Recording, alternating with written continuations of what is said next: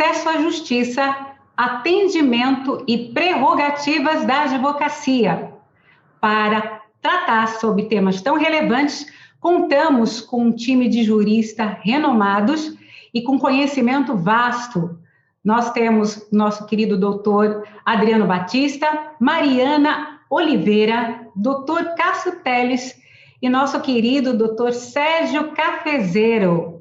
Eu me chamo Elisandra Lins, sou advogada e conselheira estadual. E para começar um tema tão relevante, que trata praticamente da essência do Estado democrático de direito, eu convido o advogado inscrito na OAB Paraná, ele que é atualmente presidente da OAB Paraná e que foi na gestão de 2016-2018 conselheiro federal e exerceu a presidência da Comissão Nacional de Prerrogativas. Foi presidente da Câmara de Direitos e Prerrogativas no triênio 2013-2015 da OAB Paraná. Eu convido agora para falar sobre justiça, serviço público para todos, o doutor Cássio Lisandro Teles. A palavra é sua. Boa noite, minha querida amiga Elisandra Lins. Em seu nome, quero cumprimentar toda a advocacia baiana, especialmente a jovem advocacia desse estado que é tão próximo do estado do Paraná, não em distância geográfica, mas nas amizades e nas causas que abraçamos sempre juntos. Tenho uma particular admiração pelo presidente Fabrício Castro, com quem pude compartilhar a bancada no Conselho Federal, e é um extraordinário presidente, um grande líder da advocacia brasileira. E, da mesma forma, a Bahia nos dá atualmente outro grande advogado, um expoente da advocacia brasileira, que é o vice-presidente do Conselho Federal, Luiz Viana, uma pessoa que efetivamente conhece os anseios da advocacia brasileira e que sempre tem pautado a sua atuação no sentido da defesa daquilo que nos é mais caro, que é a defesa das prerrogativas profissionais e a defesa dos nossos honorários advocatícios. Portanto, eu deixo aqui a saudação ao Luiz Viana e ao Fabrício Castro e a minha admiração e os cumprimentos a eles. Saúdo o Adriano Batista também, com quem convivi muito por 3 anos na Comissão Nacional de Prerrogativas, e hoje o Adriano continua defendendo as prerrogativas no estado da Bahia. Aliás, é uma das pessoas, eu sempre digo quando encontro o Adriano, uma das pessoas que eu mais vejo lutar com resultados, né? Sempre em busca da efetividade e conseguindo essa efetividade quando se trata de defesa das prerrogativas profissionais. É uma das pessoas mais organizadas que eu conheço em relação a este tema de prerrogativas. Cumprimento também a conselheira Mariana Matos de Oliveira, procuradora da OAB Bahia também. Mariana, uma alegria muito grande estar mais uma vez aqui ao seu lado, compartilhando este painel, e ao desembargador Sérgio Cafezeiro também, que honra muito a representatividade da advocacia também no Tribunal de Justiça da Bahia.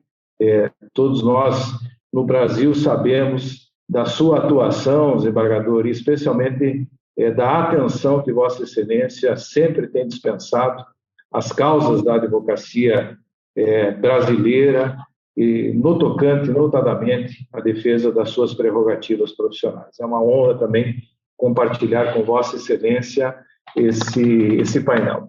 Querida Elisandra, eu vou precisar compartilhar um pouquinho a minha tela aqui, porque como são 13 minutos, eu vou fazer de uma forma muito objetiva, tá? Então, eu vou pedir, se a organização puder me autorizar aqui para fazer o compartilhamento. Não sei se o nosso pessoal aí que está na técnica pode fazer a liberação, aí eu já começo aqui. Pode ser? Eu acho que ainda não está liberado aqui. Compartilhamento de tela. Agora sim. Vamos lá.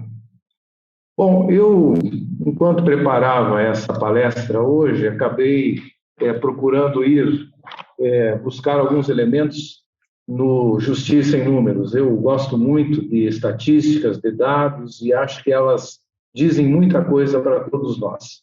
Então, eu vou fazer aqui rapidamente uma passagem de alguns dados que eu extraí do Justiça em Números do ano passado, 2020, que teve por base 2019, e ao final, rapidamente também, quero fazer uma pequena reflexão a título de conclusão, sem evidentemente querer com isso me arvorar em dono da verdade ou extrair todas as conclusões daquilo que vou expor a vocês. Justiça em Números, mais uma vez, nos mostra que o tempo médio de duração de um processo na Justiça Estadual no Brasil é de 3 anos e 7 meses. No segundo grau, mais 1 ano. E na execução, o cumprimento da sentença, nós temos 4 anos e 2 meses. Vejam que para tornar efetiva uma decisão judicial, transitada em julgado em segundo grau, nós levamos 4 anos e 2 meses. No total, a duração média de um processo na justiça comum é em torno de 9 anos. 9 anos é o tempo médio de duração. Outro dado que eu gostaria de compartilhar com vocês, e depois nós vamos fazer as reflexões sobre tudo isso. Quanto gasta a Justiça Estadual no Brasil? A Justiça Estadual no Brasil gasta por ano mais de 57 bilhões. Sendo que desses 57 bilhões, 89% ou 51 bilhões vai para pagamento de pessoal. 89% de tudo que gasta a Justiça no Brasil é para pagar pessoal. 10% é para investimentos e pagamento de despesas correntes, sendo que de 57 bilhões, a Justiça brasileira gasta 1 bilhão, aproximadamente 1 bilhão e 300 milhões em informática. Esses números são números impressionantes. Eles mostram que, efetivamente, o gasto com o pessoal consome grande parte de todo o orçamento da nossa justiça e que em informática há um pequeno gasto, 1 bilhão e 300 milhões. Importante também este número que é trazido no relatório do CNJ. Em 2019 havia 77,1 milhões, 77 milhões e 100 mil ações tramitando, sendo que, descontando aquelas que estavam suspensas, nós ficamos com 62,9 milhões de ações em andamento no Brasil. Durante também o ano de 2019, em todo o Poder Judiciário ingressaram 30 milhões e 200 mil ações e foram baixados 35,4 milhões de ações. Vejam este número, eu já chamo a atenção aqui, 30 milhões de ações ingressaram em todo o Poder Judiciário em 2019. Nós somos, em média, 1 milhão e 200 mil advogados, cerca de 30 ações por advogado num ano inteiro. Então, em 12 meses, nós podemos dizer que cerca de 3 ações, menos de 3 ações por mês, cada advogado teria ajuizado. Claro que são números muito grotescos, mas as médias mostram isso. E aqui uma informação de que houve um crescimento de 2018 para 2019 de 6,8% no número de ações. Uma outra informação que vai também expressa no relatório Justiça em Números. A despesa da Justiça Estadual, que abrange 79% dos processos no Brasil, ela equivale a 57,2% de tudo que se gasta no Poder Judiciário.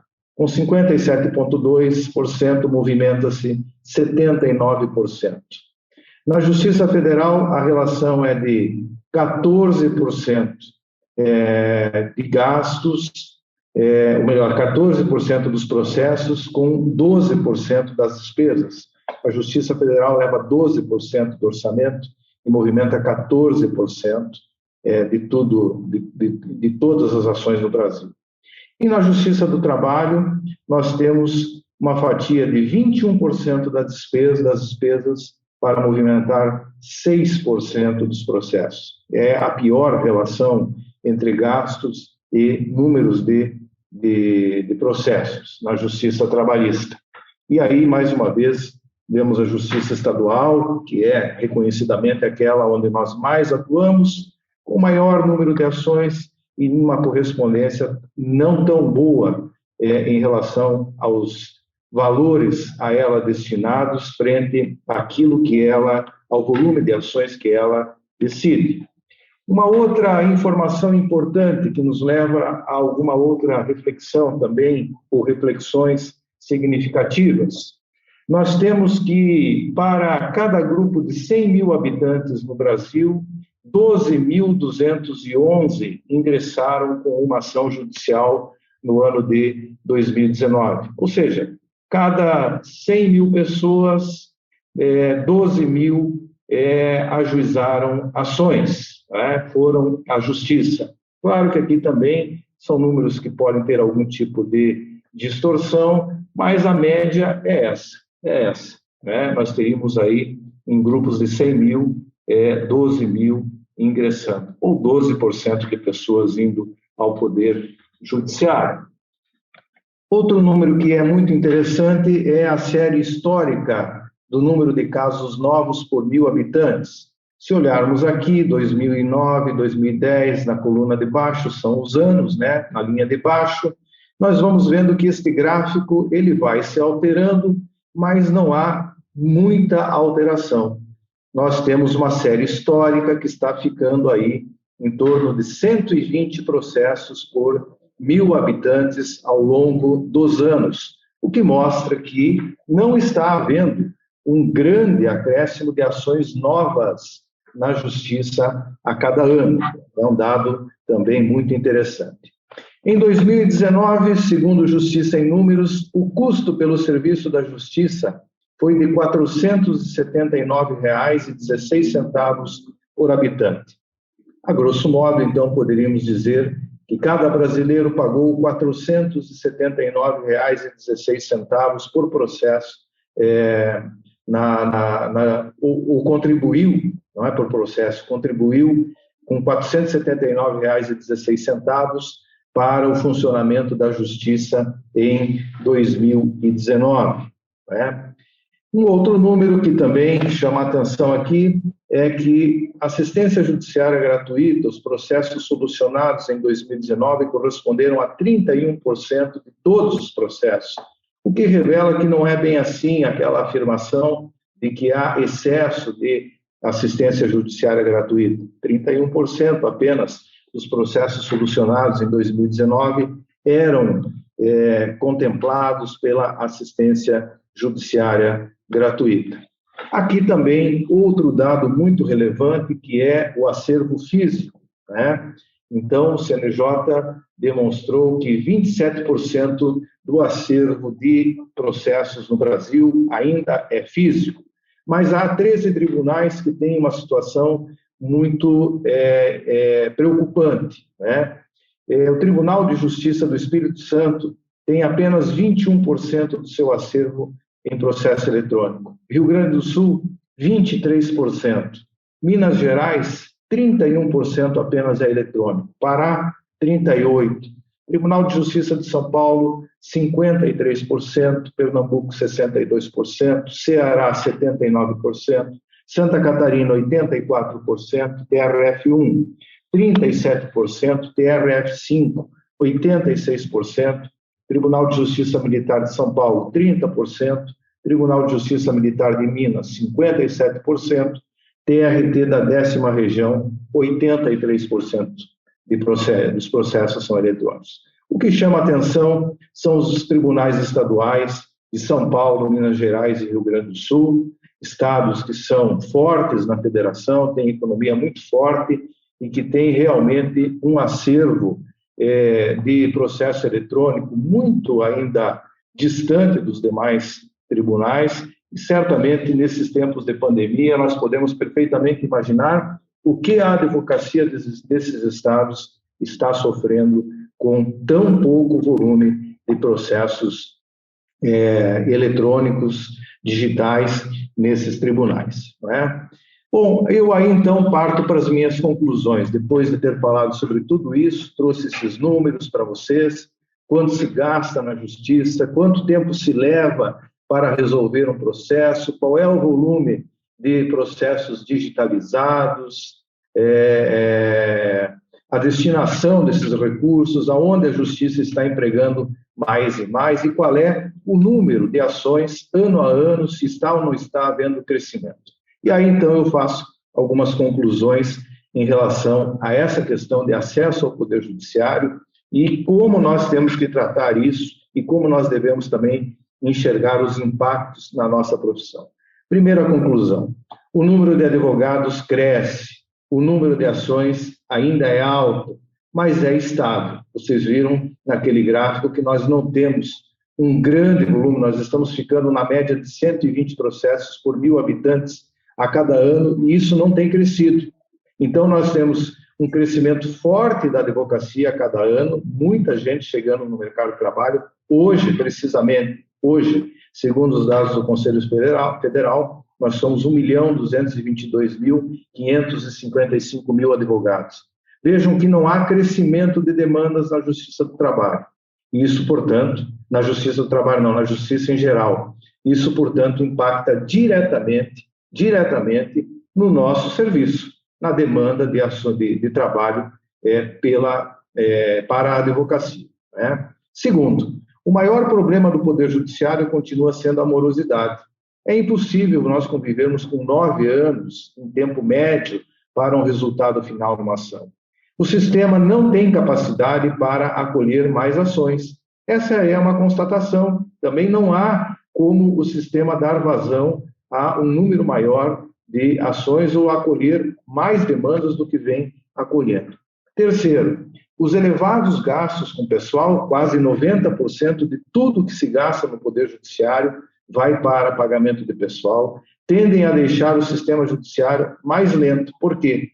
Porque nós vamos tendo o envelhecimento dos servidores, nós vamos tendo as aposentadorias e não vamos tendo concursos, não vamos tendo ingresso de novos servidores na carreira. Então, a tendência é a morosidade ainda se agravar mais dentro desse sistema que nós estamos vivenciando. Quarto, tribunais que demoraram para fazer a digitalização estão sofrendo com excessiva lentidão na pandemia. É os casos do Tribunal de São Paulo, Rio Grande do Sul. Imagine como está a advocacia mesmo, sem poder acessar os autos físicos nesses tribunais que têm poucos autos eletrônicos. Quinto, o incremento do uso da tecnologia é inevitável sob pena de colapso. E aí, efetivamente, nós temos que olhar para o que está acontecendo hoje. Audiências digitais, sustentações orais à distância, intimações por aplicativos, tudo isso é uma realidade que nós temos que aprender a conviver e temos que utilizar, claro que de uma maneira criteriosa. Nós, advogados, temos que participar da formação dessas novas medidas, dessas novas soluções, para que não se atropele o devido processo legal, o contraditório, o acesso à justiça, o livre acesso dos advogados aos magistrados para despachar, o acesso aos cartórios, a consulta aos autos, enfim, todo o trabalho que é reservado à advocacia, que fala pela população, que é porta-voz da população. Sexto, o desafio é incrementar a tecnologia, porém sem excluir a população de baixa renda. Efetivamente, muitos dos brasileiros não têm acesso à internet de boa qualidade, não dominam a tecnologia, não sabem trabalhar com os softwares como esses que nós estamos vivendo aqui, de plataformas eletrônicas. São pessoas que têm dificuldades e nós não podemos afastá-las do Poder Judiciário, porque, como eu disse no título dessa palestra, o Poder Judiciário é um serviço de primeira necessidade que deve ser universal, acessível a todos. A sétima conclusão, nós temos que pensar e repensar o sistema de citações e intimações. É preciso modernizar. Eu lembro, Adriano, que nós, num debate de prerrogativas, tratávamos das intimações via WhatsApp, dizíamos que elas só poderiam ser admissíveis na medida em que tivesse alguma segurança de entrega dessas mensagens. Acho que é por aí mesmo, mas nós não podemos abrir mão dessas questões de fazer citações hoje por via eletrônica, intimações por via eletrônica, tudo dentro de uma segurança e também olhando para aquelas pessoas que vão receber essas intimações e citações que são humildes também e que têm que compreender a seriedade e a importância desse ato. Oitavo, as audiências à distância não serão abandonadas no pós-pandemia, é uma constatação, evidentemente nós teremos que trabalhar com essa realidade, mas nós precisamos modernizar isso, nós não podemos só olhar isso de dentro do Poder Judiciário, o funcionamento disso dentro do Poder Judiciário. Tem que olhar para fora. Infelizmente, o Poder Judiciário hoje criou essas soluções para ele, mas do lado de fora do balcão ainda há muita dificuldade, desde o ingresso na sala até saber se realmente estamos logados, conectados, quando se está aguardando o momento de uma sustentação oral num tribunal. Nona constatação, a prestação jurisdicional sofrerá alterações em relação às competências por matéria e territorial. Isso é algo que é um desafio, mas nós temos que nos preparar e nós, advogados, temos que contribuir. O conceito de comarca, de competência territorial, de competência material dos magistrados vai se alterar, vai acabar se alterando porque no ambiente virtual a pessoa pode estar em qualquer lugar para prestar jurisdição, fazer audiência e assim por diante. Décima constatação, os espaços físicos com amplas áreas não serão prioridade. Fóruns suntuosos, estruturas enormes, tudo isso tende a não ter tanta importância mais na prestação jurisdicional. 11ª, a advocacia terá grande papel na prevenção, orientação e solução de conflitos fora do Poder Judiciário. Vejo que o papel dos advogados e advogadas continuará sendo indispensável, talvez não no ambiente jurisdicional, não no ambiente da justiça. E ali, como nós vimos naquele gráfico em que não está havendo aumento de demandas, efetivamente nós advogados temos que nos reinventar, nós temos que procurar o trabalho preventivo, o trabalho de orientação, porque, como eu disse, os conflitos sociais continuam e a velocidade das relações sociais aumentou, especialmente por conta da tecnologia. E quando aumenta a velocidade das relações sociais, é uma tendência também a aumentar o risco de conflitos. Portanto, o papel da advocacia continuará sendo, mesmo nesse novo ambiente, um papel indispensável e decisivo. Por fim, a constatação de que as pessoas passaram a encarar seu tempo de outra forma depois da pandemia. Ninguém suportará a morosidade de 7 anos, 9 anos, para finalizar uma ação. E por isso, cabe a nós, advogados e advogadas, encontrar outras formas de solucionar os conflitos e pacificar a sociedade. As formas da conciliação, as formas do diálogo, as formas da solução extrajudicial, da arbitragem e as formas de atuação entre nós, advogados, dialogando, conversando e, quem sabe, até resolvendo, sem irmos ao Poder Judiciário, os conflitos dos nossos clientes. Obrigado, minha querida Elisandra, desculpe se me alonguei um pouquinho demais aí, mas deixo o meu abraço a todos vocês, uma satisfação enorme ter participado aqui do Congresso da Advocacia, da Jovem Advocacia da Bahia. Forte abraço a todos vocês.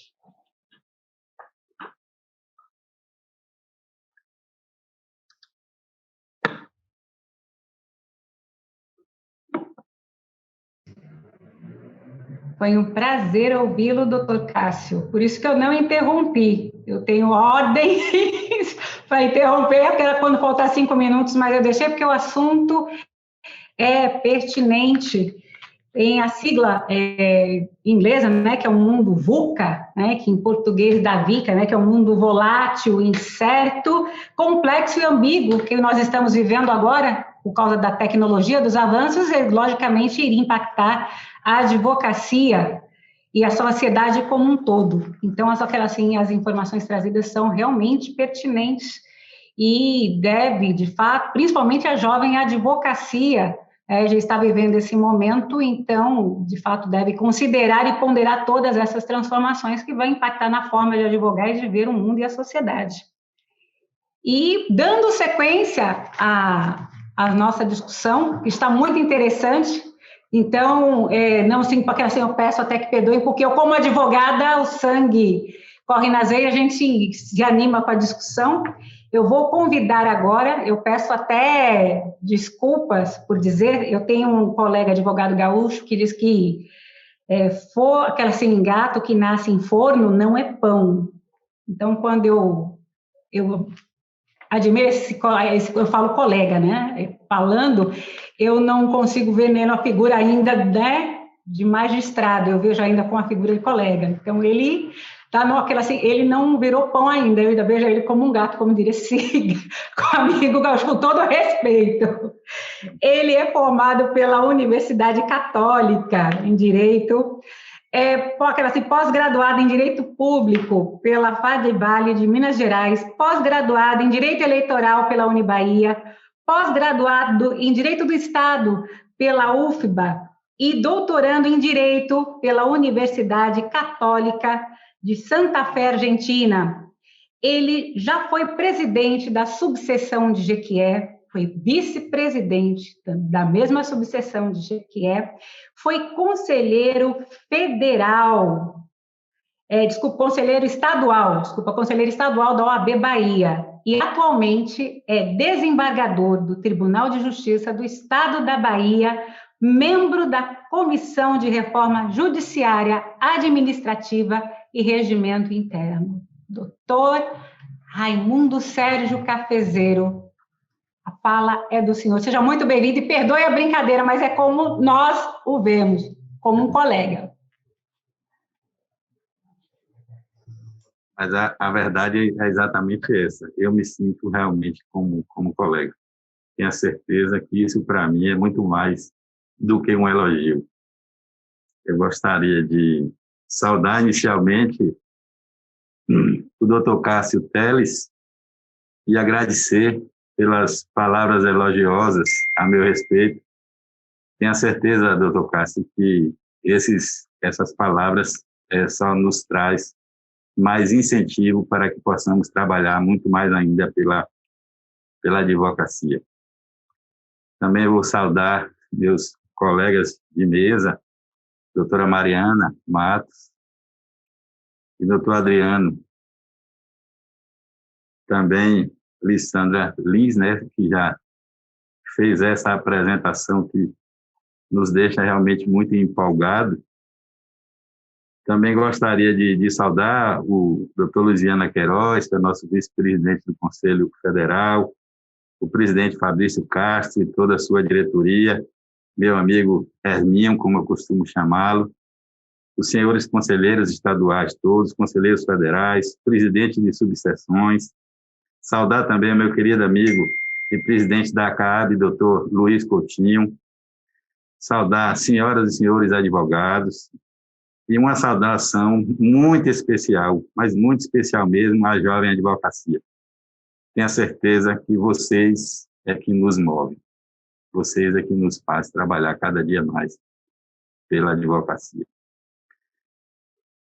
O doutor Cássio trouxe assuntos extremamente delicados e técnicos e que, com certeza, serve para que nós possamos ter os nossos parâmetros junto ao Poder Judiciário. Farei um pouco diferente, porque eu falo sobre advocacia, magistratura, judiciário e prerrogativas. Iniciei a minha vida advogando e advogava por amor. Talvez a que tenha dado certo foi isso. Então, durante 28 anos fui advogado, fui muito feliz na advocacia, mas confesso que fui muito feliz mesmo. Mas houve também momentos em que nós tivemos desilusões por conta da atividade da advocacia, que é muito difícil, principalmente advogado do interior, como foi. Mas todos esses momentos adversos foi muito importante para o crescimento junto à profissão. Quando decidi que ia disputar o 5º Constitucional, o fiz não atrás de emprego, encosto, muito menos aposentadoria ou força de poder de caneta. o fiz para retribuir à advocacia o que a advocacia tinha me proporcionado. Ao chegar ao judiciário, procuro exercer a minha missão, que essa foi uma missão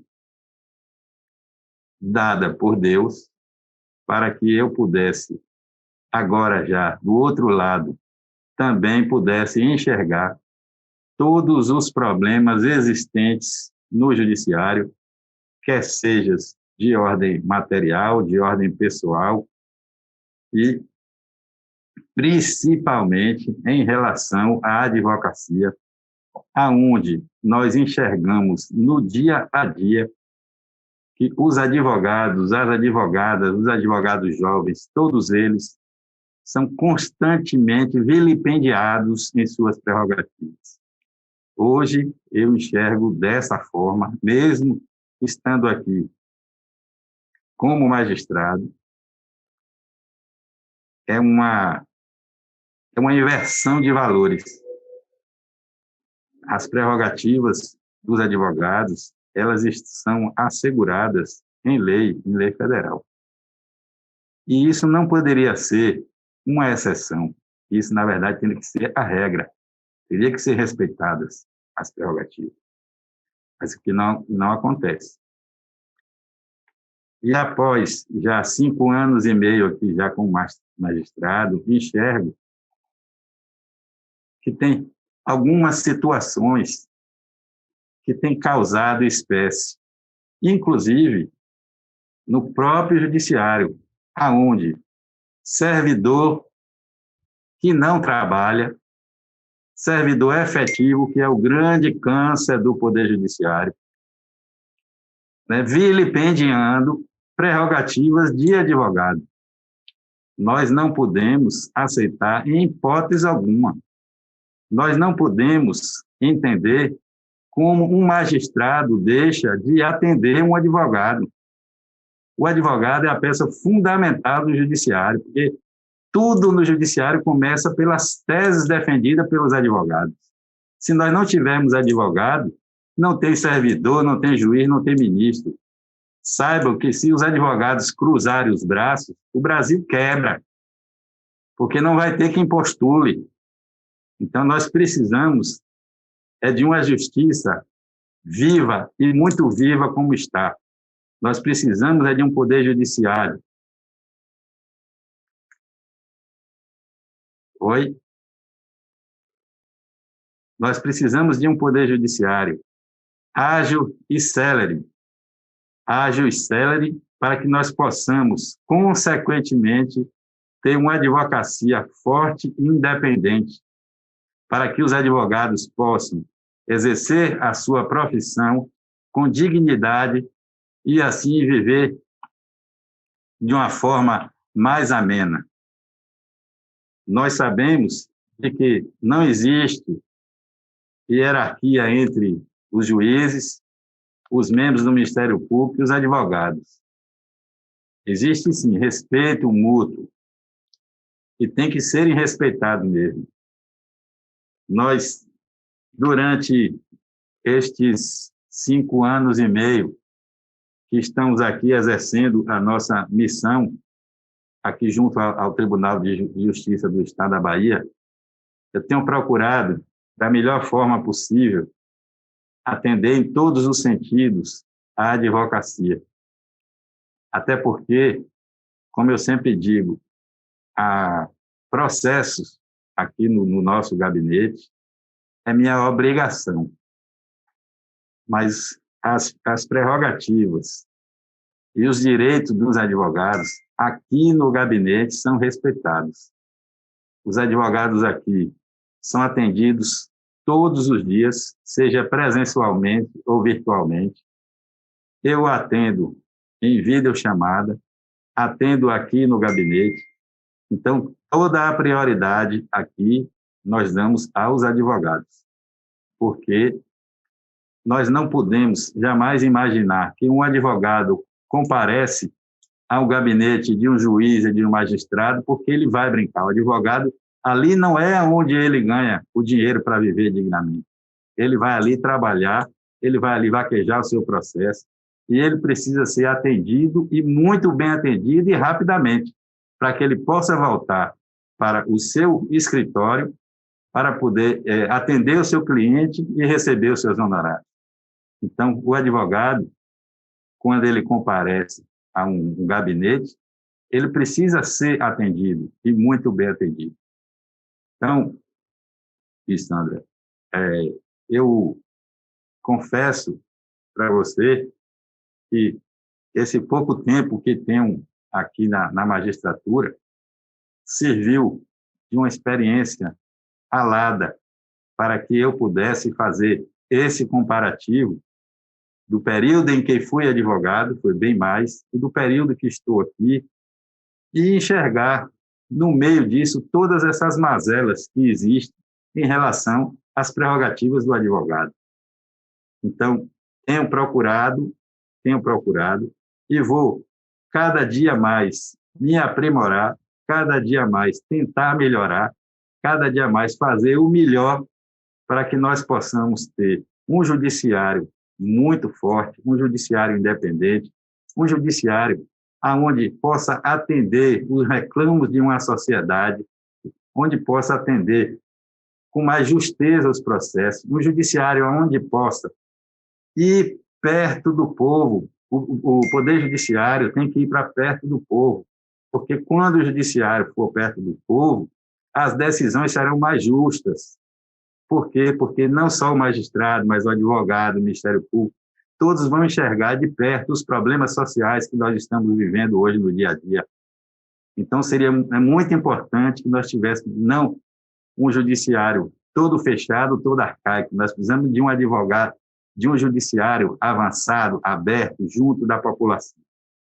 Então, já concluindo, gostaria de agradecer ao convite, me colocar à disposição do que for necessário e parabenizar a OAB e, principalmente, a Jovem Advocacia por esse brilhante evento e que possamos, amanhã, quem sabe depois de amanhã, não estar mais discutindo vilipêndio de prerrogativas de advogado.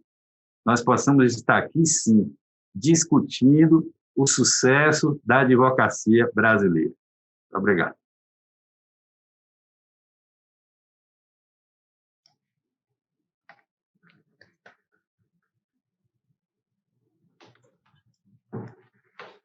Falas importantíssimas, relevantes, que nos dão injeção de ânimo, aos que são os mais antigos, e a jovem advocacia, dá um ânimo novo e coragem nesses novos tempos. Tá? Doutor Sérgio Capezeiro, colega, muito obrigado por essa fala. E nós acreditamos realmente num judiciário que acolha o povo, que veja que realmente a sociedade seja sensível, né, às necessidades sociais. E dando sequência ao nosso painel, acesso à justiça, atendimento e prerrogativas da advocacia, eu vou convidar agora ela, que é advogada, sócia do escritório Oliveira e Leite, conselheira e procuradora-geral da OAB Bahia, minha querida amiga Mariana Oliveira. Seja bem-vinda, ela vai tratar o tema violações de prerrogativas nos atos processuais telepresenciais. Fala, é sua. Boa noite, agradeço imensamente a oportunidade de estar aqui hoje conversando sobre esse tema tão importante. Saúdo a todos na pessoa da querida amiga Lisandra, que tem tão bem nos recepcionado aqui nesse momento. Gostaria de saudar ao doutor Cafezeiro, principalmente pela sua sabedoria e pela seu reconhecimento à advocacia. É muito bonito quando a gente vê que alguém que teve uma trajetória tão relevante, tão importante na advocacia, quando ingressa na magistratura, consegue ainda enxergar aquela atividade, que já foi um dia a sua principal atividade profissional, como algo extremamente essencial e indispensável à administração da justiça. isso é um bálsamo, é, na verdade, uma poesia para os ouvidos da advocacia. Né? A saúdo também o meu colega, Dr. Adriano Batista, colega de longas batalhas, de árduas lutas diárias que temos enfrentado aí ao longo de anos na busca da defesa das prerrogativas da advocacia. E confesso a vocês que terei de me situar entre dois polos, bebendo um pouco da verdade, da esperança e dos novos ares que nos trazem um depoimento tão relevante como o do Dr. Cafezeiro, buscando também, na fala do Dr. Cássio, a realidade estatística de que algumas das modificações que foram recentemente introduzidas no Poder Judiciário, elas não deixarão de existir, ainda que concomitantemente com a nossa realidade presencial, que era antes a única por nós conhecida, para trazer aqui alguns assuntos que, apesar de espinhosos, eles precisam ser ditos e reditos, porque, às vezes, parece que as nossas palavras e a nossa defesa das prerrogativas da advocacia, elas são entendidas pelo Poder Judiciário, infelizmente, como um discurso vazio, e não é.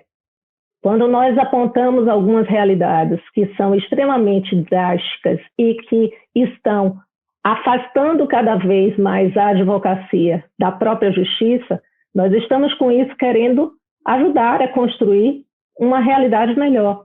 Porque se a advocacia é essencial à administração da justiça, é certo que a destruição e todo tipo de óbice criado ao exercício da advocacia também impactará negativamente na justiça.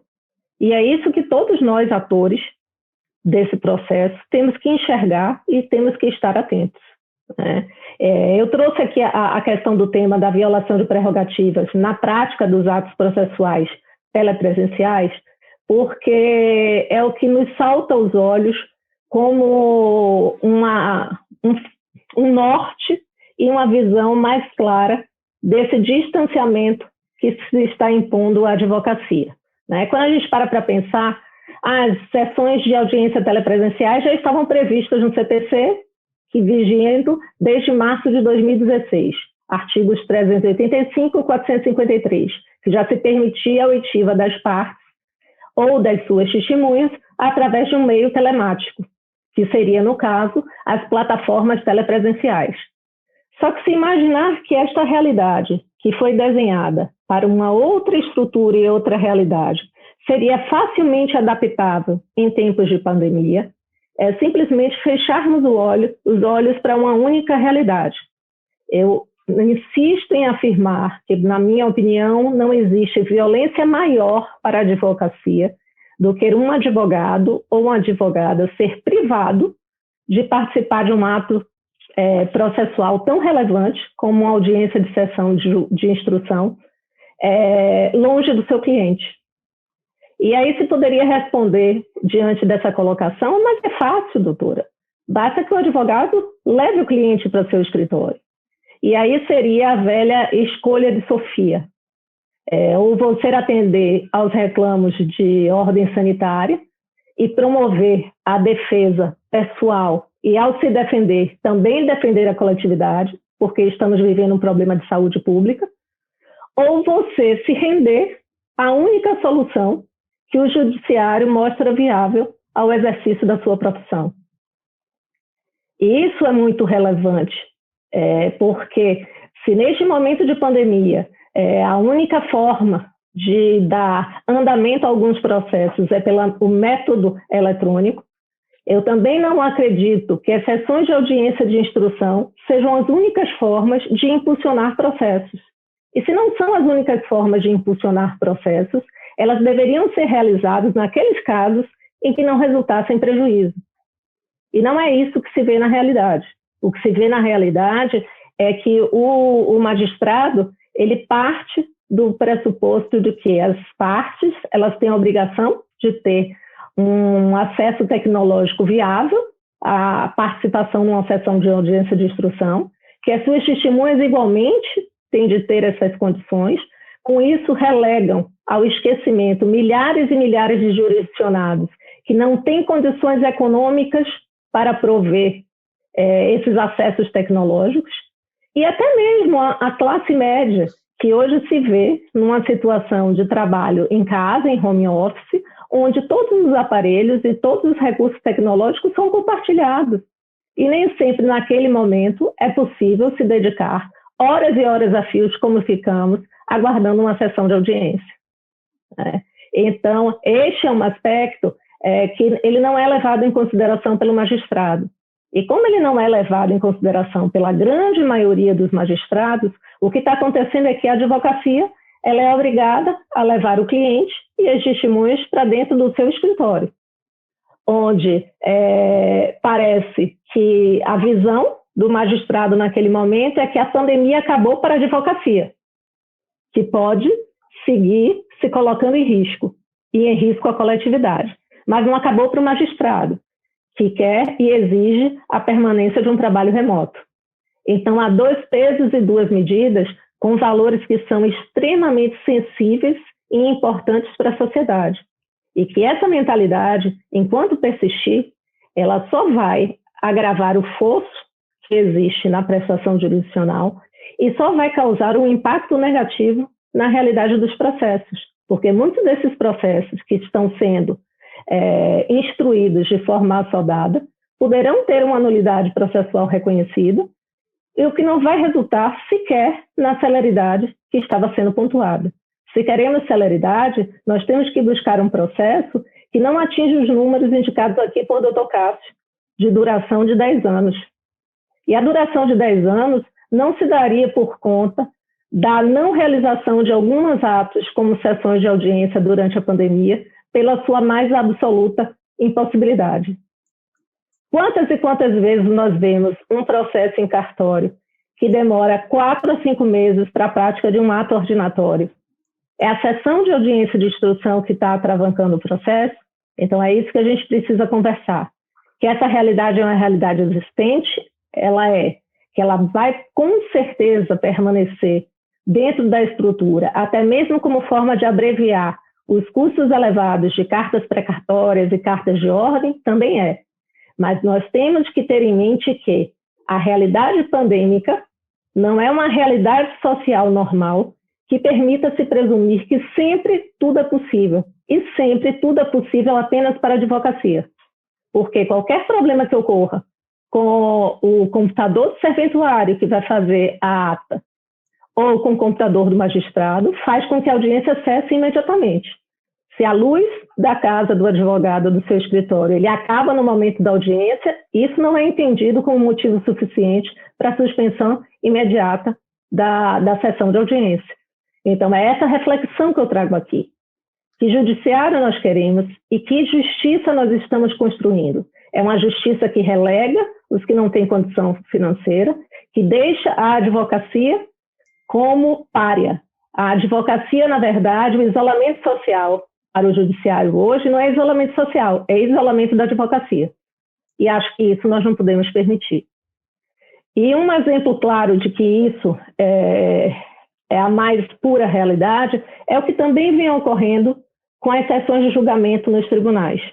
E aí eu peço licença aqui para trazer a situação específica do Tribunal de Justiça em relação às sessões de julgamento das turmas recursais dos juizados. Primeiro, que o sistema ele foi pensado desde o início para alijar a participação da advocacia.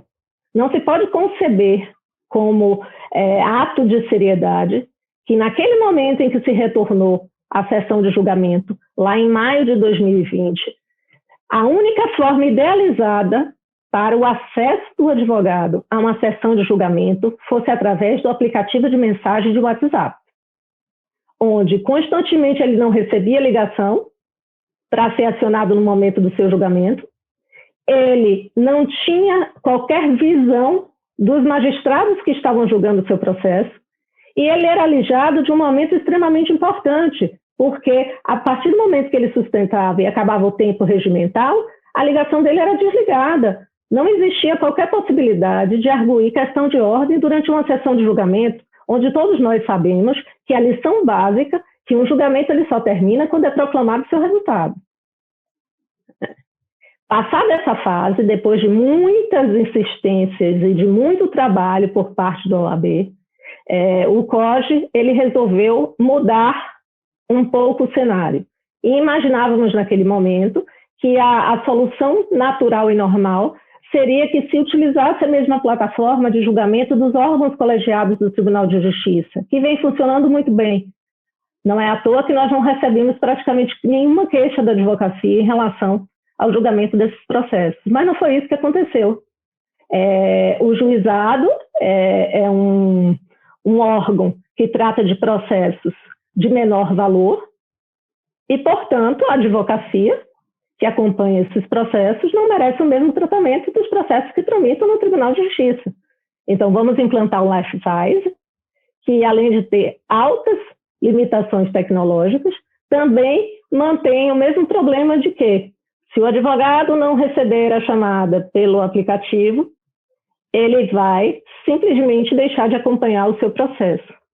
E já não bastasse toda essa situação ruim, se acresça ao fato de que hoje se tornou frequente, nas sessões de julgamento das turmas recursais, se cortar a palavra do advogado, silenciando o microfone. Eu acho que nós não víamos violências deste tipo acontecer desde a ditadura.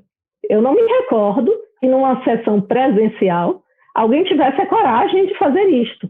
Poderia até ter a vontade, mas a coragem não tinha.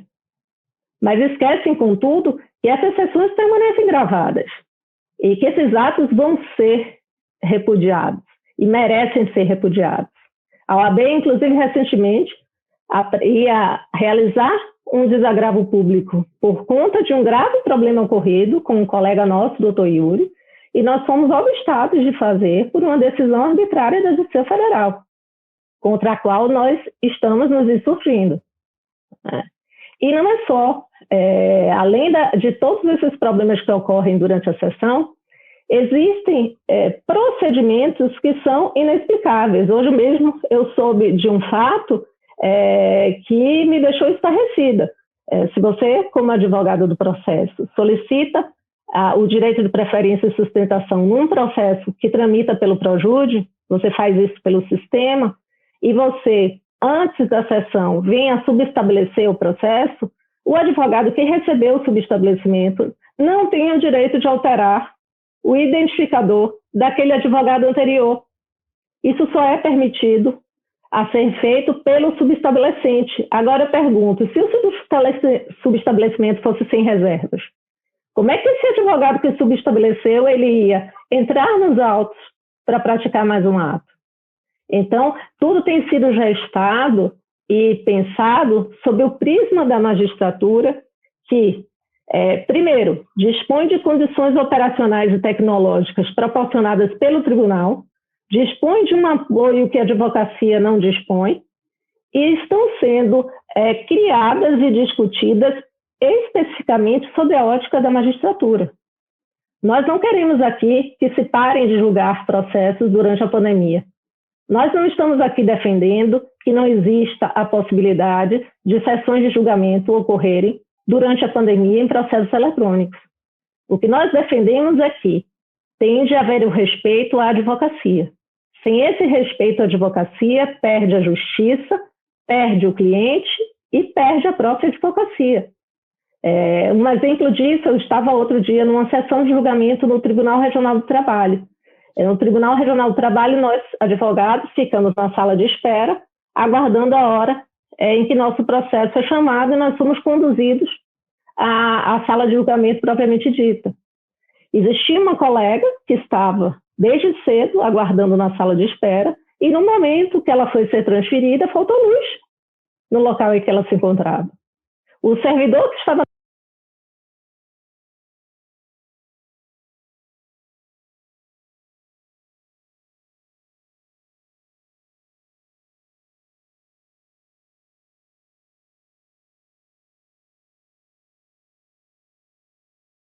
não fosse razão suficiente para se reconsiderar aquele julgamento e adiá-lo para uma próxima sessão, ou se permitir advogado que fizesse a sustentação. Então, são essas reflexões que eu trago aqui, porque enquanto toda advocacia não tiver essa consciência de que nós temos que ver nossos processos andando, que nós precisamos ver nossos processos andando, até mesmo porque vivemos de honorários, mas temos que fazer isto com respeito, sendo respeitados e nos sendo concedido o mesmo tratamento respeitoso que nós damos e sempre daremos à magistratura. Então, é dessa forma que eu queria pontuar aqui, infelizmente não de forma tão esperançosa como o doutor Cafezeiro, mas trazendo aqui reflexões que eu reputo de extrema relevância para toda a advocacia e para o próprio sistema judiciário. Então, assim, eu agradeço mais uma vez o convite e obrigada.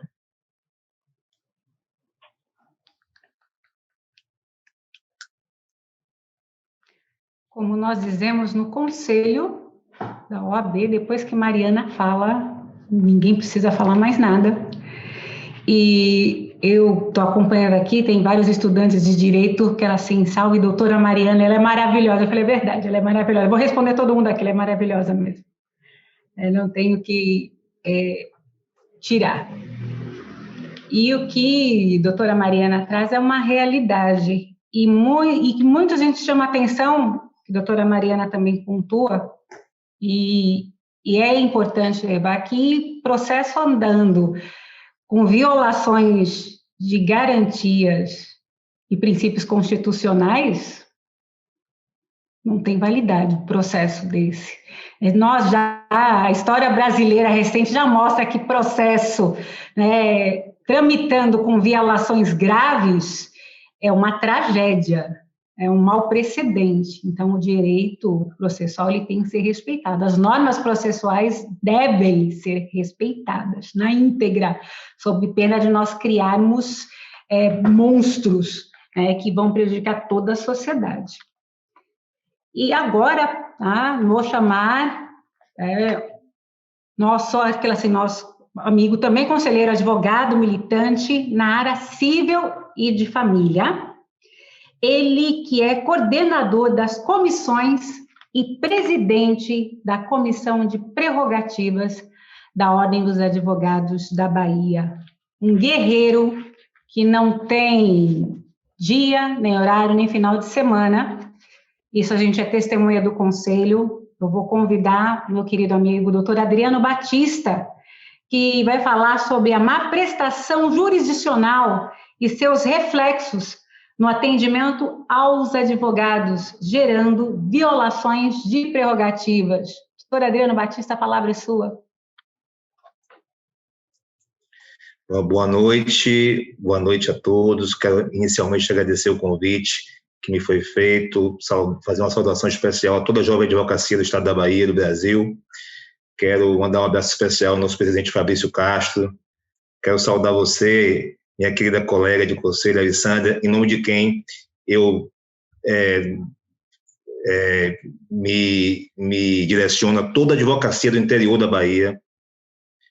Do Cafezeiro, se nós passamos por problemas aqui em Salvador, você pode imaginar que eu sou um advogado do interior, né?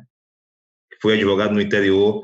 Se nós passamos por problemas aqui em Salvador, pode multiplicar isso aí por 10, no mínimo, para chegar ao que passam os nossos colegas do interior do estado, e eu sempre tenho uma palavra de solidariedade para eles. Quero saudar minha querida companheira de luta, né, doutora Mariana, a pessoa que materializa na Procuradoria da OAB aquilo que a Comissão de Prerrogativas gostaria de que fosse materializado. É a pessoa que transforma nossas lutas em papel e consegue as medidas que a gente tanto busca. Doutor Cafezeiro, mais uma vez um prazer enorme estar com Vossa Excelência. Repito as palavras que já foram ditas. Vossa Excelência honra, né, a escolha que nós fizemos um dia e quisera que todos fossem iguais a Vossa Excelência, né, em todos os quesitos, mas principalmente no quesito respeito à advocacia, né. Eu canso de falar aos meus amigos juízes Eu tenho muitos amigos juízes, né? E fiz muito mais amigos agora, depois desses 6 anos quase que eu estou na frente da Comissão de Prerrogativas. E eu canso de dizer para esses juízes, bons juízes, né? Juízes que honram a toga e que são verdadeiros servidores, eu canso de dizer para eles: vocês não podem tirar todos por vocês, né? Porque nem todos são iguais a vocês, né? Então, Vossa Excelência, nem todos são iguais a Vossa Excelência, né? Obrigado. Mas vocês têm uma responsabilidade muito grande, porque os bons juízes pagam por aquilo que os maus juízes fazem. Os bons servidores pagam por aquilo que os maus servidores fazem. E os bons advogados pagam por aquilo que aqueles que não são tão bons advogados assim fazem também, né? A mesma regra vale para todo mundo. Isso. Quero deixar uma palavra especial para o meu querido Cássio Teres, né? A pessoa que dizem que a gente inspira, né? E os outros. E se alguém me inspirou nessa luta de prerrogativas, foi o doutor Cássio Teres, ao longo de toda a sua trajetória na Comissão Nacional de Prerrogativas. E, enfim, um guerreiro, uma pessoa que leva muito a sério isso, e sem dúvida alguma, aquele que nos deu os caminhos, né? E eu faço seguir as suas pegadas. Bem, fazendo uma análise, né, de tudo que foi falado aqui, e até mesmo pegando muito, acho que a fala de Cássio foi muito feliz e muito importante para mim, porque tudo aquilo que Cássio colocou, na verdade, serve como tem relação direta com aquilo que eu vou dizer, né, com aquele raciocínio que eu quero desenvolver aqui hoje. Obviamente, quando nós falamos em atendimento da advocacia, e não atendimento da advocacia, seja por magistrados, seja por servidores, nós pensamos logo em violação de prerrogativas. De fato, no fim das contas, é o que chega para nós, né? Na ponta ali, no trabalho, no nosso dia a dia, não atendimento significa violação de prerrogativas. Só que nós não vamos resolver esse problema e outros se ficarmos analisando essa questão apenas no seu último momento, né? Naquele instante em que o advogado tenta e não consegue, quer falar e ninguém lhe ouve. A situação é muito mais grave, ela tem uma dimensão muito maior.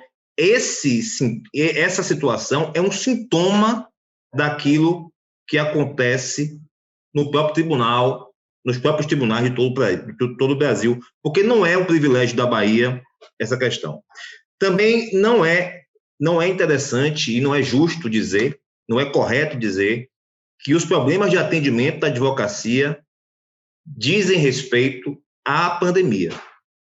A pandemia veio para, de certa forma, demonstrar toda a precariedade que nós já tínhamos antes e, por outro lado, lamentavelmente, veio para dar uma justificativa para o não atendimento em algumas situações. Então, é importante a gente dizer que, primeiro, o atendimento da advocacia por parte de magistrados e servidores anteriormente à pandemia já era muito precário, já era um ponto de colisão, de desgaste evidente. Com a pandemia, nós sequer conseguimos agora reclamar, porque antes, desembargador, a gente conseguia, indo ao tribunal, forçar a barra para poder falar com um colega de Vossa Excelência, entre uma sessão e outra, né, numa situação de emergência, na porta do gabinete, esperando horas. Hoje, isso a gente não tem esse acesso. Nem isso mais é dado a nós, porque nós não temos acesso. Se o juiz não se coloca disponível nas plataformas existentes para falar conosco, nós não temos como fazer nenhum tipo de milagre que obrigue ele a nos ouvir. Eu não posso ficar no pé da escada do Fórum Rui Barbosa, esperando o juiz passar para abordar e doutor, eu quero falar com Vossa Excelência. Quantas vezes fiz isso na minha vida? Quantas vezes fiz isso na minha vida? Não posso fazer, né? Nem é mesmo elegante ligar para os juízes dos quais você tem o telefone por algum motivo. Então, é uma situação muito complicada. Mas eu dizia que esse sintoma tem que ser tratado e visto de forma mais ampla. E é por isso que eu digo que toda a explanação feita pelo doutor Cássio, da situação do judiciário, né, do tempo, da morosidade, tudo isso tem a ver com essa questão que nós acabamos sentindo no balcão, na entrada da vara, ou no sistema de agendamento criado pelo TJ para falar com o magistrado. Porque o que acontece é que toda esta situação grave pela qual passa a justiça, principalmente, não há como fugir disso, alguns magistrados e alguns colegas, e alguns amigos da corregedoria, vocês não falam da Justiça do Trabalho, vocês não falam, desembargador Cafezeiro, da Justiça Federal, mas é porque existe uma lógica diferente, existe uma estrutura diferente, né? E o alcance também é diferente. Então, a gente não fala mais do Tribunal de Justiça da Bahia porque a gente tem uma birra com o Tribunal de Justiça da Bahia. A questão não tem nada a ver com isso. A gente não fala da COGE porque a gente tem uma birra com a COGE. Não, nada disso. Nós respeitamos muito as pessoas, sabemos do esforço, mas estamos aqui para apontar os problemas e cobrar soluções. Então, o que acontece é que, num Estado em que você tem uma deficiência enorme da quantidade de magistrados, que você tem uma enorme defasagem na quantidade de serventuários.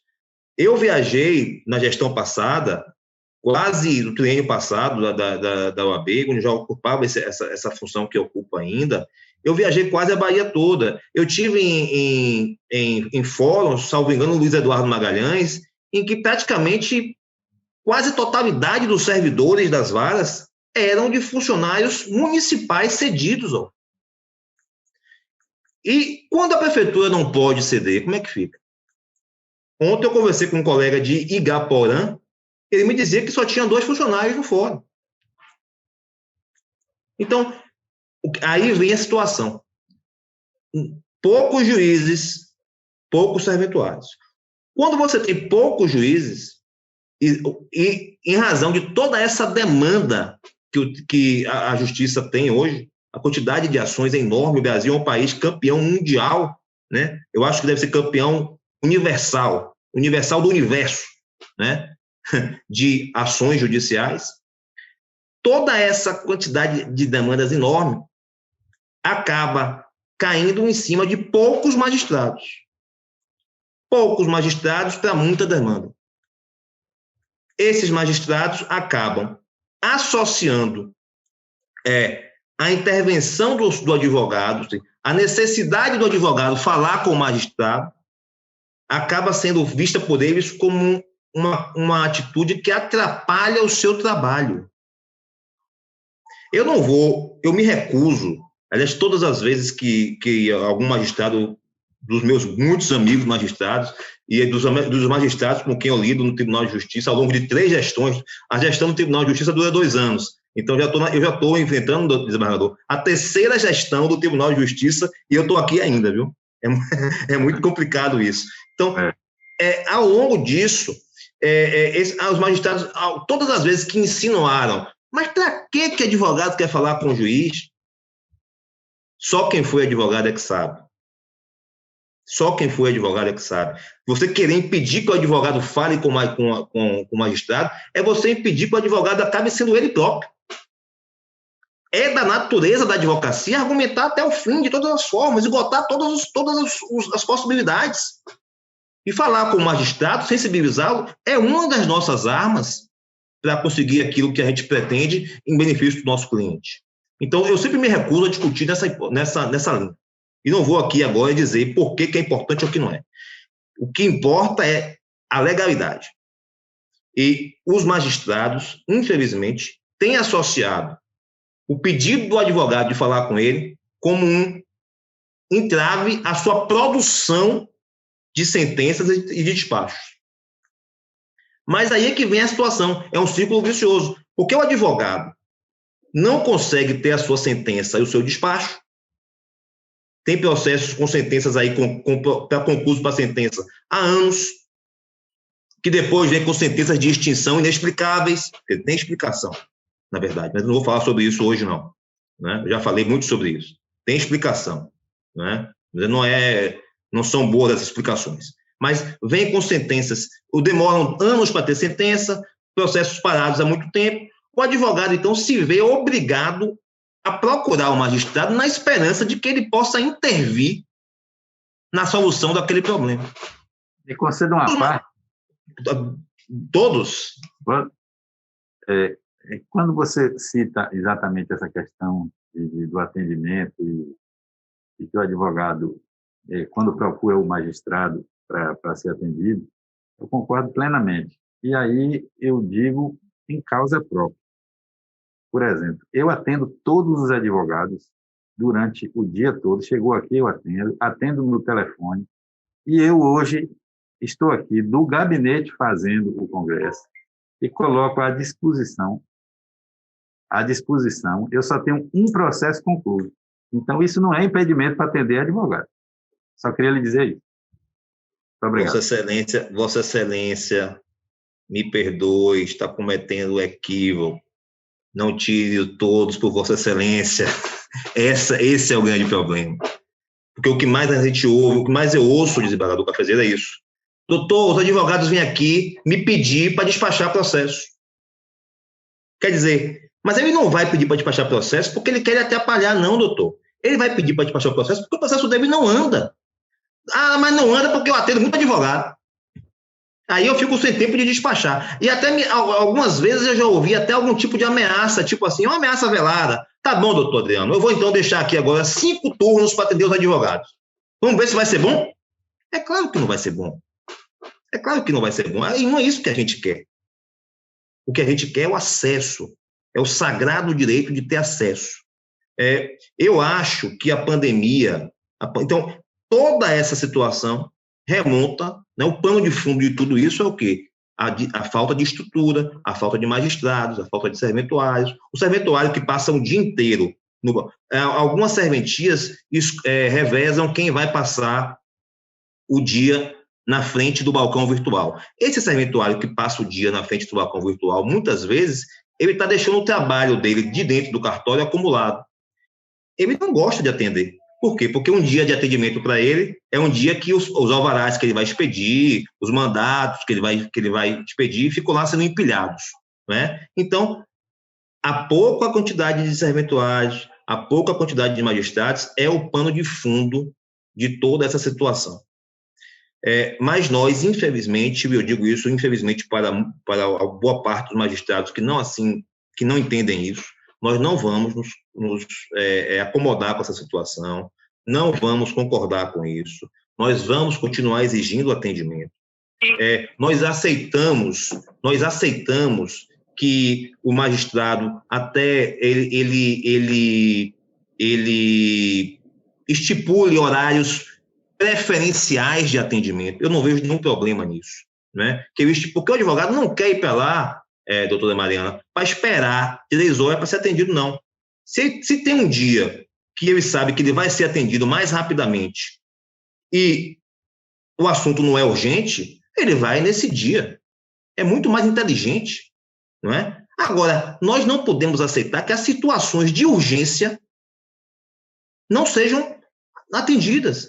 Eu já presenciei um advogado de outro estado, já presenciei várias vezes, já recebi vários tipos de pedido nessa linha. O advogado vir para Salvador e não conseguir falar com o magistrado, porque no dia que o advogado estava aqui, o magistrado não atendia. Doutor, estou com a passagem marcada para hoje de noite e o magistrado só atende na sexta-feira. Veja só, isso não é razoável. Não é razoável. Os magistrados precisam ser mais flexíveis em relação a isso. Estipular horários preferenciais, sim, mas permitindo que as urgências sejam atendidas a todo momento. Situações aí de saúde, de alvará, de liberação de dinheiro, situações que envolvem risco de levantamento devido. Já presenciei, desembargador, advogados desesperados porque o alvará foi deferido e era indevido. E foi sacado, porque o advogado não conseguiu falar com o juiz para reverter a ordem. São situações como essas que não podem passar em branco. É preciso que haja sensibilidade. Eu acredito que o bom senso vai prevalecer. Muito embora uma das primeiras lições que o presidente Luiz Viana me deu quando eu resolvi aceitar essa tarefa, né? Tarefa que me orgulha muito, foi dizer para mim que bom senso é um problema, porque se bom senso resolvesse tudo, mas não resolve porque nem todo mundo tem. Não adianta você falar, Adriano, não fale de bom senso não, porque cadê que tem? Quem disse que todo mundo tem bom senso? Onde é que vende? Pega onde? Né?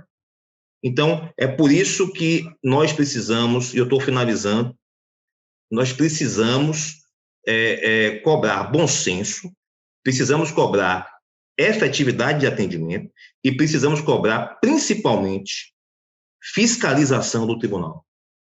Porque essa é uma outra grande deficiência que os tribunais têm. Eu tenho batido nessa tecla demais. Eu desconheço um magistrado que tenha sido punido, um magistrado que tenha sido suspenso. Isso acontece de anos em anos. A Corregedoria tem que ser mais firme na fiscalização e não transferir para a OAB esse ônus, como acontece, e como está acontecendo hoje. Eu tenho hoje um canal direto com a diretoria de primeiro grau do Tribunal de Justiça e todos os atendimentos negados, todos os juízes que não ofereceram ainda lá, desembargador Cafezeiro, no sistema novo que o tribunal criou, horários de atendimento. A advocacia manda para nós, a gente remete para a diretoria de primeiro grau. Infelizmente, eu tenho que dizer, lamentavelmente, são pouquíssimos os desembargadores, eu estou falando pouquíssimos, somente porque eu quero me permitir estar errado e dizer que deve ter um ou outro lá disponibilizando os horários. Mas a maioria dos desembargadores não disponibiliza horários no sistema de agendamento que o próprio tribunal criou. Eu queria perguntar ao presidente do tribunal se ele está ciente disso. Que o tribunal desenvolve uma plataforma e os desembargadores não colocam horário disponível para atendimento. Se recusam, e tem desembargadores que dizem que não atendem mesmo. Juízes, se o juiz, é aquela história, se meu filho me vê fazendo uma coisa errada, eu estou autorizando ele a fazer a mesma coisa. Mal comparando, se um juiz vê que os desembargadores não atendem, por que eu vou atender? Tem muitos juízes que ainda não disponibilizaram os horários no sistema de agendamento. Quem tem que fiscalizar isso é o tribunal. E é muito fácil de fiscalizar. O tribunal tem que fiscalizar se o balcão virtual está funcionando. Não tem que depender da OAB ficar entrando no balcão virtual todo dia, da vara de Xique-Xique, ou da vara de Jiquié, ou do juizado, para ver se o balcão está funcionando ou não. O tribunal tem que fiscalizar. Tem que garantir acesso. Depois me conceda uma outra parte. Já está concedido. Já está concedido. Em relação exatamente a essa plataforma, eu mesmo estou com uma dificuldade muito grande em relação a esta plataforma. No meu caso, pessoal, eu atendo todos os advogados que me procuram. Todos. Pode ser de manhã, à tarde, à noite, sábado, domingo, feriado, eu atendo. Então, se eu for atender só pela plataforma daqui do tribunal, eu vou prejudicar os advogados. Você está entendendo a minha situação? Então, o que acontece? Eu marco com todos eles, ou para vir atender pessoalmente aqui no gabinete, ou então por videochamada, porque se eu estiver fazendo minha atividade física, eu paro e atendo o advogado. Mas se eu tiver que atender pela plataforma, se eu não tiver o computador para poder atender, eu não tenho como atender os advogados. Eu estou justificando eu. Entendeu? Mas Vossa Excelência, todo mundo sabe, Vossa Excelência já divulgou vários ofícios, já se colocou à disposição, o número de WhatsApp, desembargador Aras também. Aras Quer também. dizer, não vamos pegar Vossa Excelência como parâmetro. Não estou dizendo, justificando em relação... Os outros não oferecem nenhum horário, não divulgam nada. Nós não temos acesso. Não temos acesso ao desembargador. O advogado fica no desespero, entendeu? É um desespero total. Eu recebo 10, 15, 20 e-mails por dia. A maioria deles é relacionado a esse desespero que o advogado está de não conseguir falar, entendeu? Então, de não poder sensibilizar o juiz do seu problema. Eu estou com um problema agora numa vara de família, o juiz essa semana não marcou horário. Como é que eu explico para a minha cliente? Olha, o juiz não marcou horário, a sua petição está lá, eu não consigo falar com ele. Essa semana ele não disponibilizou horário. Na semana passada ele disponibilizou um horário, a gente falou com ele despachou, já entendi, rapidinho, vou acabar. Ele despachou algo de outro processo no meu processo. Eu não consigo explicar para ele isso. E essa semana ele não marcou horário, não disponibilizou. Quer dizer, não há como, isso é uma situação, e não tem a quem a gente recorrer, a ouvidoria do tribunal não funciona, né? Com todo respeito, eu sei que é um juiz muito bem intencionado, não funciona. A ouvidoria do tribunal não funciona. Então, nós não sabemos ainda, eu volto a dizer, tenho dito sempre isso, desembargador, quando a pandemia começou, o Tribunal de Justiça da Bahia muito me orgulhou, porque no início da pandemia, o tribunal respondeu rápido, criou soluções rápidas para algumas coisas que estavam acontecendo. Só que isso foi em março, né, de 2020. Aí veio abril, veio maio, as coisas já precisavam ser aperfeiçoadas, já precisavam ser resolvidas e nada acontecia. O tribunal está fazendo sistema de agendamento agora, em abril. Maio de 2021, nós não sabemos ainda quando essa pandemia vai acabar. Toda semana tem um decreto novo, nós não sabemos. Quem disser que sabe, me diga o número da Mega Sena, porque não sabe. E nós continuamos com serviços precários, com juízes que não atendem, balcões que não funcionam, e não há fiscalização, não há punição, não há nenhum tipo de... Eu gostaria muito de ver alguém mostrando a cara, sabe, desembargador? Alguém indo para algum lugar e dizendo assim, olha, eu vou tomar providência, eu vou resolver. Mas a gente não está vendo isso acontecer. Então, infelizmente, o meu discurso, eu sou até otimista, eu sou uma pessoa otimista, eu não sou uma pessoa que pensa, mas eu não consigo ver, e vou terminar, não consigo ver, sabe por quê? Porque, para mim, a maior falha não é desta gestão, eu gosto de ser justo, não é desta gestão do tribunal.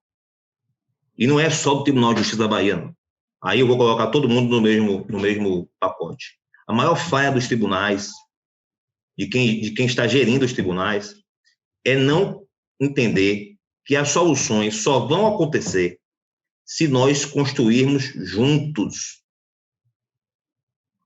Construir separado não resolve, porque se você não me ouve antes de você apresentar o seu pacote pronto, você vai ter que ouvir as minhas críticas, e você não vai gostar de ouvir as minhas críticas depois que você já tiver divulgado tudo bonitinho e arrumado.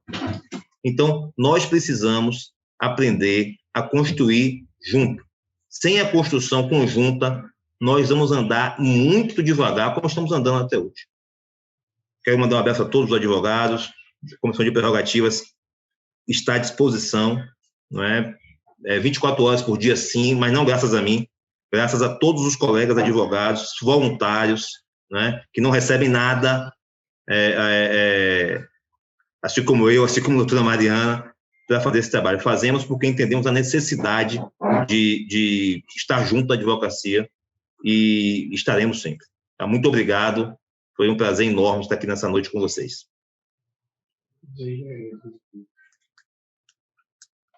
Eu agradeço a presença de todos os palestrantes, doutora Mariana, doutor Adriano, doutor Cássio Teles, doutor Sérgio Cafezeiro.